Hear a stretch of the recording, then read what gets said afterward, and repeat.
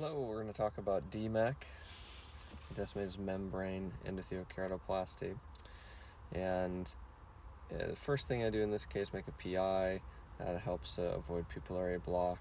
I'm going to mark out the cornea. Think about a central 8mm mark here. This is an old surgery. It's an old video that I pulled out, and that graft has been pre-stripped at the eye bank, and we're punching out using an 8mm donor punch. And now you're going to see that how delicate that Descemet's membrane really is. And so you just peel it right after using a lot of care. It's pre-stripped, so it comes off relatively easily after the tree fine. But now just look at that. As the fluid currents, just from soaking up the fluid with the Wexel sponge, that graft moves around. We're going to stain it. We'll come back to it. Now we're doing Descemet Orexis, and with the Descemet Orexis, a skill can be difficult for residents and learners to pick up, but you want to see, if you see right around where the reverse Sinskey hook is, you see a little bit of a dimple. That's what you know you have enough pressure. Then you're just going to bring those scored edges together, bring them to the center, use care not to scrape the bare stroma there, and you use forceps and remove that Descemet's membrane. You've filled the eye with Helon at this point, or some other cohesive viscoelastic. You want to remove all of it so it doesn't interfere with attachment.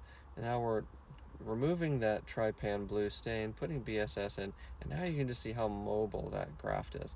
And so you have to be careful with this. It's a different surgery than DSEK because of how mobile that graft is. Now it's being loaded up into a Jones tube and brought in the field. You want a snug fit here because you don't want fluid egress and unexpected times when you're inserting the graft.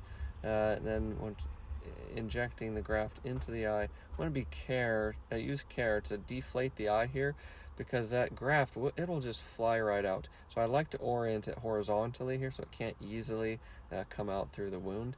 Do suture this before you manipulate your graft. If you don't, you can be sorry, as that graft will come out easily. Now we're doing the DMEK dance. It's a Fogla cannula here. It goes in and it helps to unfold a tight scroll. And then using a lot of tapping motions here, where you see accessing the paracentesis, we're letting fluid out. This, getting the graft positioned well, involves having the eye relatively flat. At a deep chamber, you won't get this graft to unfold properly.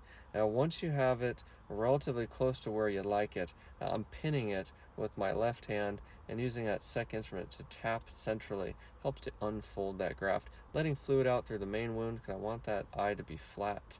It helps with the positioning. Once you get the graft well centered, that air cannula goes underneath, nice big air bubble. I let a full fill happen for about 5 to 10 minutes, and then I'll exchange with some fluid.